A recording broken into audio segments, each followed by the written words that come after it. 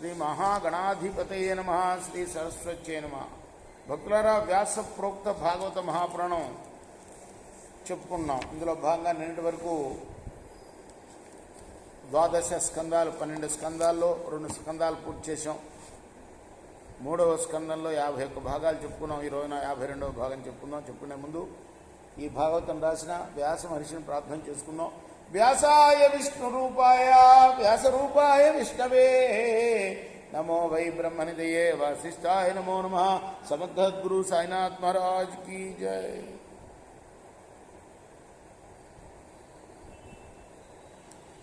ఆ విధంగా సాక్షాత్కరించిన సంధ్యాసుందరిని రాక్షసులందరూ సందర్శించారు. వాళ్ళ కామాన్ని అదుపు చేసుకోలేక కౌగిలించుకున్నారు. ఆమె తమలో తాము ఇలా అనుకున్నారు, ఆహాహా ఏం సౌందర్యం ఈ అమ్మాయిది, ఈ జానతనం మన యొక్క సౌభాగ్యం, ఈ ధైర్యం లోకంలో ఏ స్త్రీకి లేదు, చాలా విచిత్రంగా ఉంది అనే ఆ అందాల రాశిని అవలోకించి ఆ అసురులంతా కూడా ఆశ్చర్యపడి, మనమంతా ఈమెను చూసినప్పటి నుంచి ప్రేమావేశంతో కామోత్కుంఠలమై ఉండగా ఈమె మాత్రం మన మీద ఏమాత్రం మక్కువ చూపకుండా ఉండడానికి కారణం ఏమిటి అని అనేక విధాలుగా వాళ్ళు అనుకుంటూ ఆ సంధ్యాసుందరితో ఇలా అన్నారు, ఓ సుందరి, నీ దేవుడు, నీ తల్లిదండ్రులు ఎవరు, నువ్వు ఎవరివి, ఇక్కడ నీవు ఒంటరిగా తిరగడానికి కారణం ఏమిటి? అందాల కుప్పవు నువ్వు నీ సౌందర్య సంపదతో ఇంపైన ఈ భూమి, నీ సౌందర్య సంపద వల్ల ఇంపైన ఈ భూమి ఎంత పుణ్యం చేసుకుందో కదా, నువ్వు ఈ భూమి మీద నిలబడ్డందుకు ఆ భూమి ఎంత పుణ్యం చేసుకుందో కదా. మేము నీ చక్కదనానికి చిక్కి నీ ఎడబాటు భరించలేక నీ వెంటబడ్డాం. అటువంటి సమ్మోహితులమైన మేము నీ రూపం చేత మేము మా కామాన్ని ఆపుకోలేకపోతున్నాం. ఎందుకు మా చెంత నువ్వు చేర్చుకోవట్లేదు మమ్మల్ని?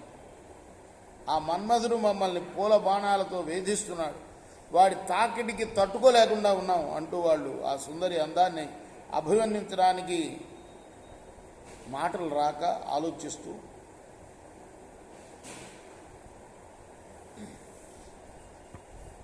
స్త్రీ రూపం ధరించిన ఆ సంధ్యాదేవిని చుట్టుముట్టారు.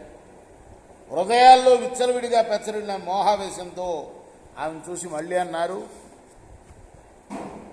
ఓ సుందరి, నీ పాదాలనే పద్మాలు ఈ భూమిపై అనేక ప్రదేశాల్లో అనేక ప్రకారాలుగా ప్రకాశిస్తున్నాయేమిటి అని పలుకుతూ వాళ్ళ తమకం అధికం కాదుగా అందరూ ఒక్కసారిగా ఆ సంధ్యాసుందరిని పట్టుకున్నారు. దాన్ని చూడంగానే ఆ చిత్రాన్ని చూసి బ్రహ్మ చాలా సంతోషించాడు. అప్పుడు తన హస్తాన్ని ఆఘ్రాణించాడు.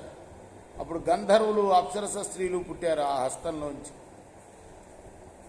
అంటే ఆయన అలా వాసన చూడంగానే చేతిని అక్కడి నుంచి గంధర్వులు, అప్సరస స్త్రీలు పెట్టారు. వెంటనే అప్పుడు బ్రహ్మ తన శరీరాన్ని వదిలివేశాడు. ఆ శరీరాన్ని కూడా అది వెన్నెల రూపాన్ని పొందింది. ఒకటి రాత్రి రూపం, ఒకటి పగల రూపం, ఒకటి ఇది వెన్నెల రూపం పొందింది. ఈ దేహాన్ని విశ్వావసుమన్న గంధర్వులు, అప్సర స్త్రీలు తీసుకున్నారు. మళ్ళీ బ్రహ్మ కునుకుపాటు, ఉన్మాదం, ఆవులింత, నిద్ర వీటితో కూడిన శరీరాన్ని ధరించాడు. పిశాచాలను, గుహ్యకులను, సిద్ధుల్ని, భూతాలను పుట్టించాడు. ఆ విధంగా అలా పుట్టినవారు దిగంబరులై వెంట్రుకలు విరబోసుకుని ఉన్నారు. అర్థమైందా? వెంట్రుకలు విరబోసుకొని ఎవరుంటారు? వీళ్ళు భూతపేత పిశాచాలు. కాబట్టి వెంట్రుకలు విరబోసుకోవద్దు అని అంటారు. అది చూచిన వాడై బ్రహ్మ కళ్ళు మూసుకొని అప్పటి తన శరీరాన్ని వదిలివేయగా దాన్ని పిశాచాదులు తీసుకున్నారు. ఆ తర్వాత అంటే ఇంకోసారి వదిలేశాడు శరీరాన్ని. ఆ తర్వాత బ్రహ్మ తనను అనంతుడిగా భావించి అదృశ్య శరీరుడై పితృదేవతలు సాధ్యులను పుట్టించాడు. వారు తాము పుట్టించిన అదృశ్య దేహానికి కార్యమైన దేవభాగాన్ని అందుకున్నారు. ఆ కారణం వల్లే శ్రాద్ధ సమయాల్లో పితృగణాలు సాధ్యగణాలని ఉద్దేశించి హవ్య కవ్యాలని సమర్పిస్తారు.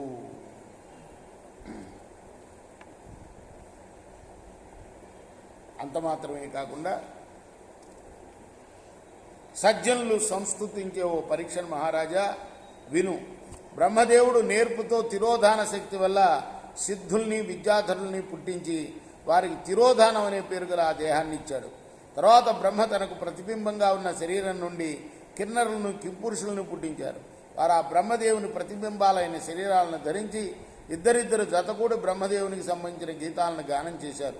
తర్వాత తాను చేసిన సృష్టి అభివృద్ధి చెందకుండా ఉన్నందుకు బ్రహ్మదేవుడు తన మనసులో ఎంతగానో చింతిస్తూ చేతులు కాళ్ళు విదిలించాడు.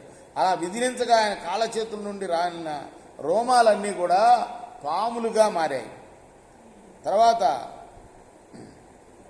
తాను సంకల్పించిన పని నెరవేరినట్లుగా భావించాడు బ్రహ్మ.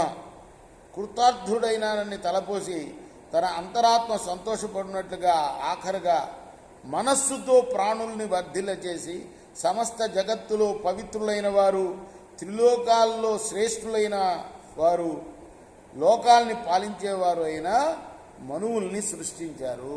బ్రహ్మ మనస్సు నుండి సృష్టింపబడ్డారు కాబట్టి వాళ్ళకి మనువులు అని పేరు వచ్చిందనమాట. అది మనుష్య సృష్టి అలా బ్రహ్మదేవుడు మనస్సు నుండి జరిగింది. ఆ విధంగా మనువుల్ని పుట్టించి బ్రహ్మవారికి పురుష రూపమైన తన యొక్క దేహాన్ని ఇచ్చాడు. ఆ మనువులు తమకన్నా ముందుగా సృష్టింపబడిన వాళ్లతో కలిసి బ్రహ్మదేవుడితో ఇలా అన్నారు: దేవా, సకల లోకాలకు సృష్టికర్తవు నువ్వు చేసిన ఈ సృష్టి అత్యంత సుకృతవంతమైంది, మిక్కిలి ఆశ్చర్యకరమైంది. దీన్ని ఆశ్రయించి ఉన్న యజ్ఞాలు మొదలైన క్రియాకాండం అంతా కూడా ఈ మనువుల్ని సృష్టించడం వల్ల ప్రశంసనీయమైంది. యజ్ఞాల్లోని హవిర్భాగాల్ని మా నాలుకతో ఆస్వాదించే అవకాశం మాకు లభించింది అని అంతరంగాల్లో సంతోష తరంగాలు వెల్లుప్పగా బ్రహ్మదేవుణ్ణి స్తుతించారు. ఎవరు